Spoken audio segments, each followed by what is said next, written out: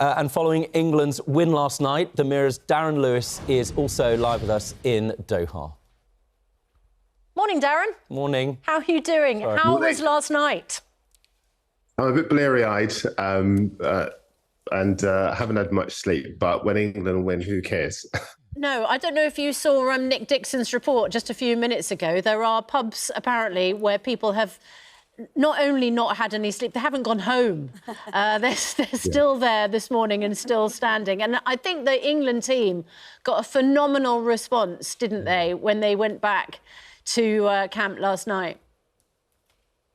Yeah, they did. Look, it wasn't just the win last night. It was the manner of the win, because we've watched a lot of England performances at a lot of major tournaments over the years, and they've flattered to deceive. They've been panicky. They've been uncertain. But last night, if you look at a couple of the goals, they were flowing moves that were, if they'd been produced by the Brazilians or the France, they'd have struck fear into us. But that's what we've come to expect from these England players, largely because they play against top-class opposition in the Champions League, in the Europa League. So they've got no real concern about playing top players. And in Jonathan, I think it was Jonathan Swain's report earlier, where he spoke to Declan Rice and said, what about the French, the world's best player, Kylian Mbappe, on Saturday? And Declan said, what about us? Harry Kane, Marcus Rashford, Phil Foden, Bukayo Saka, these guys scoring goals in this tournament. They should be as concerned about England on Saturday, and they will be, as we are about them. And what about Jude Bellingham? Phil Foden paid tributes to him, and interesting what he said. Let's have a listen. I don't want to big him up too much because he's still young, but mate, he's one of the most gifted players I've ever seen. I don't see a weakness in his game. I think he's got everything, and I'm sure he's going to be the best midfielder in the world for sure. He's crucial, isn't he, Darren? I interviewed Jude earlier this year, and he's only a teenager. He's only 19, but he is hugely coveted by some of the best clubs in the world. He's a leader at his German club, Borussia Dortmund, and when he pulls on an England shirt, you think he's been playing for 10 years. Yes. He's that good. He can do everything, and when you get the respect of the people around your peers, the guys you play with, as well as the opposition, it says a lot about what you can do. He comes from a terrific family, Susanna, and I think as far as playing on this stage is concerned, you'll come to see when they come up against better opposition just how good he is. He's an exceptional footballer, and as I say, the top clubs want to sign him. He will move for a huge amount of money, and when he does, you'll see why. Wow. Where do you think he'll go?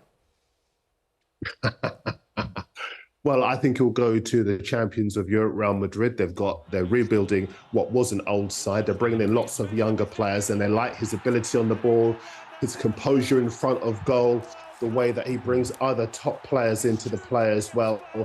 There is just so much that at his age, he shouldn't be able to do, but he is able to do. And that's why I say at the weekend, the French are going to be concerned about him, because it isn't just the guys whose job it is to score goals who are doing that on a regular basis, like Rashford, like Saka, like Kane now.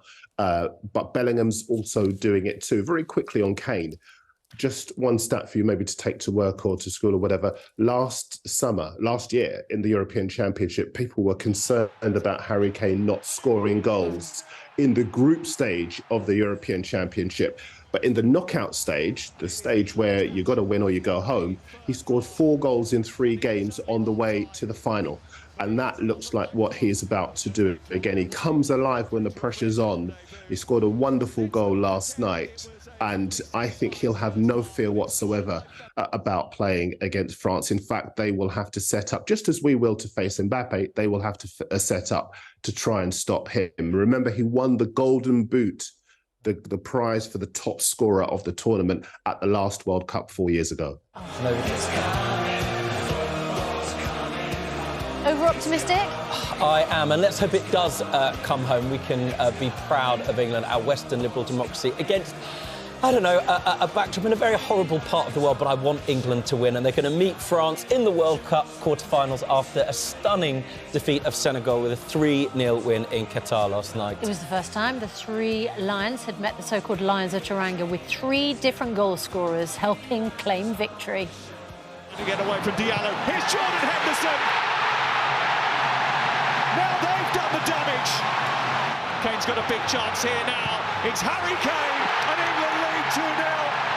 Foden has managed to get through, and here is Bukayo Saka. And the tournament's top scorers. Well, Rob is very excited that this morning we are chatting to Glenn Hoddle. Tottenham legend. And you have a different song for him, don't you? Yeah, do you know what? You're so... you're not supposed to say any of this stuff. Yeah, obviously I know all of the FA Cup songs. I mean, you were a Tottenham... in fact, a Tottenham legend. And I feel like we're missing some of the music. You know, there should be a song every year when you got to the FA Cup final. Yeah. Do you remember David Pleat and his Blue and White Army? Yeah, I remember them Gary all. Stevens, Mitchell Thomas, Steve Hodge. We're going to put on a show for you. And don't forget Ozzy, especially because back in '81 he had his dream come true. He had his dream come true, yeah, for exactly. sure. Yeah, you know Gary better Stevens than I and do. Glenn Hoddle. Gary Mabbott and Chris Waddle. Yes. And Danny, all the goals are going to be for you, tragically. Yeah. Just saying, for the person who tweeted out there saying Rob Rinder's never watched a football game in his life. Wrong. Legend. Sorry. Let's see if we can match that kind of passion. Yeah. If we go to a pub in Essex where Nick Dixon is with fans who, frankly, should be applauded for still standing this morning. Has the young lad in the school uniform managed to get to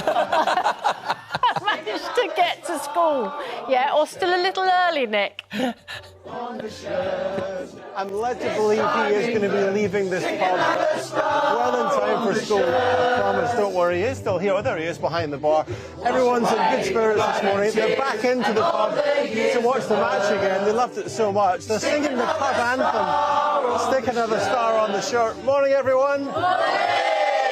Were you a bit nervous last night watching the match? I was very nervous. Yeah, absolutely, so nervous until the first Henderson goal went in, and then I was like more relaxed. But yeah, but we're looking forward to not letting any of them in. We're good. Come on, France, we're going to beat you, no problem. This fella here's got a ticket for the final, if England get that far. So you must be either feeling extremely confident or you just got lucky and got a ticket. A little bit of both, to be honest. Applied many months ago. Just took the decision years ago that if ever England got to a World Cup final, it would be like a dream for us to win that. And wherever it is in the world, I want to be there. And luckily enough, I can take my 2 children as well. So everything crossed, Nick, that we get there. Fantastic. Well, as you can tell, confidence is pretty high, bordering perhaps on overly confident, I would say. That's what happens in pubs at 7:30 in the morning, Nick, when they've been there since 6:30 the night before. No such thing as overconfidence. So how will England fare against France on Saturday? Let's speak to the manager who led England at France '98, the World Cup won by the host nation. Glenn Hoddle joins us now. You remember that. What happened with France? Didn't they beat England and go on to win? No, we got knocked out by Argentina, but they won it in '98. They played Brazil in Paris and they won it, and they've won it since. So, you know, the quarter-final, we're up against it. They're the reigning world champions at the moment. Very good team.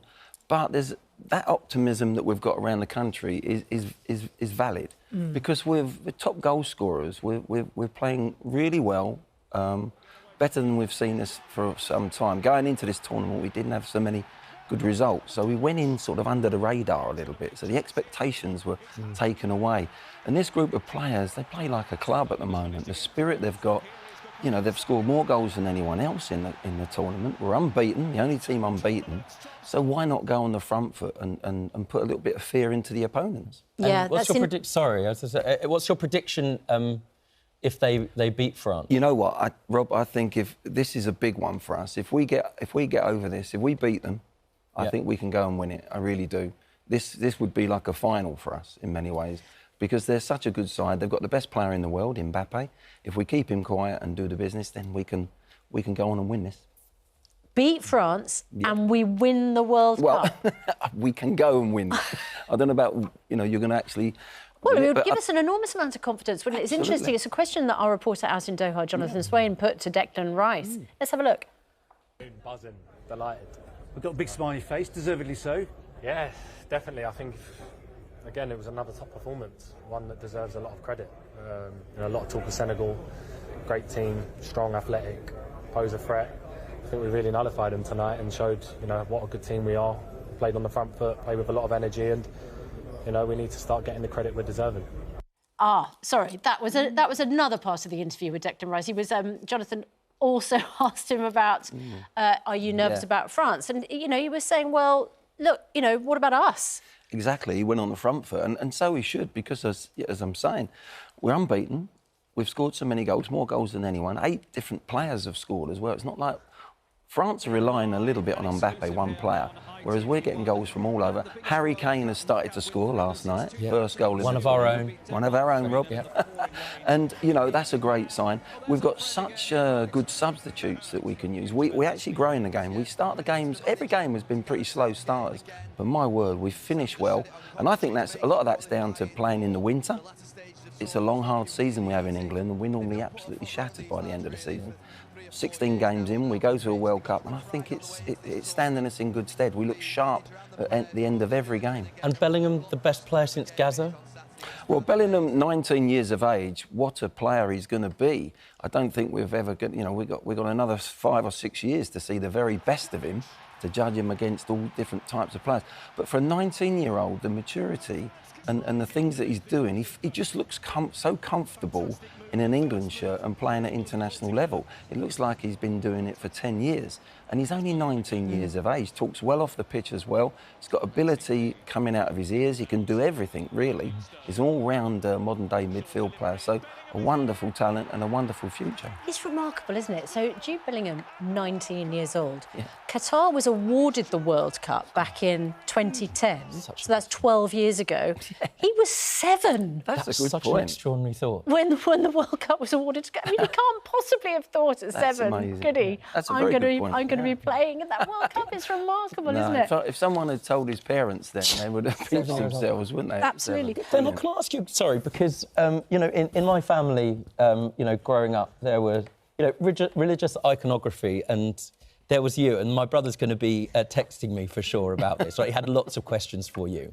But I want to know, as a lover of football, certainly it came to me later, but it was absolutely part of my family's life, as it is for millions of people up and down the country, brings everybody together, regardless of class or background. How should we be thinking about this World Cup? In other words, we can love the football, but not love where it is. So want England to win. And when they win, the way I feel about it now, having listened to it on the radio, is that I want them to win for the values of Britain. Is that how you feel?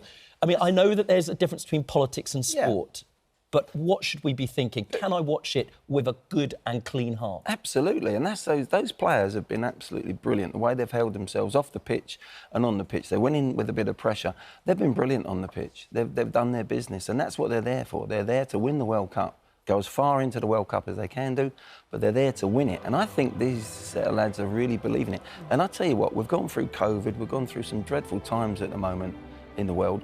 It would be absolutely the timing if we went and won this World Cup would just lift everyone in this country, and we should be proud of these footballers. They're young men. I think our average age is 24 years of age, so they've got a group of players there that are representing our country, and they're doing us proud at the moment. They really are. What's your team talk for them if you're in the dressing room on Saturday as Gareth Southgate, Glenn? Well, there's a lot of things you'd be saying, but you won't need any motivation, that's for sure. But stop Mbappe, number one, and then I think they'll be scared of us as well. I think they know we're a good side.